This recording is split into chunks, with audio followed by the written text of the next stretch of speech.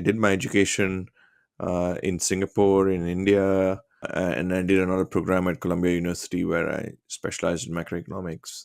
But one of my passions or one of my research areas is also in economic history.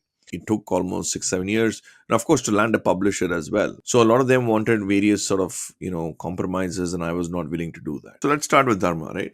I define it through the prism of ethics, responsibilities, and harmony. The question really is, what is the indigenous model that Bharat has to have or needs to take inspiration from? Most of the major temples are all sort of within, say, an hour, hour and a half from the ocean.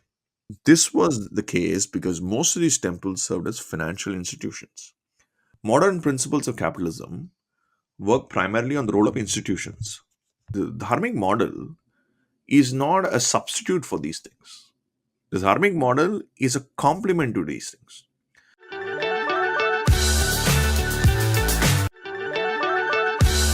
Hello, everyone, and welcome to the PVT show where we have conversations that truly energize one's mind. Well, I am so elated to be introducing our next guest, a best-selling author, Sriram Balasubramanian, who is well-known economist based at one of the leading international monetary institutions in the world. Well, he has worked for several global organizations, including the International Monetary Fund (IMF), in the past. His areas of expertise include global macroeconomics, socio-economic trends in emerging markets, and Indic dharmic culture.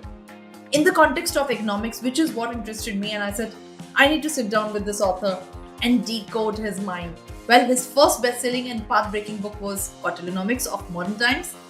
He is an alumnus of Columbia University and now the very proud author of his latest offering to the modern world called Dharmanomics. So you can imagine Kautilyanomics and Dharmanomics. This is something, a book that we will be decoding in this podcast. So if you're someone who is very, very interested to understand how Dharma, economics, and then capitalism can function and coexist together for the prosperity of the entire nation is something that we have decoded. If you are a lover of economics, if you're a lover of demand supply, if you're a lover of dharma, and all of this put together, you are going to most enjoy this conversation.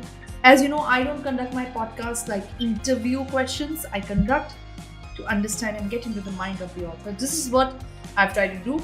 I hope you like it. And without much ado, let's go and meet author Sriram Balasubramanian.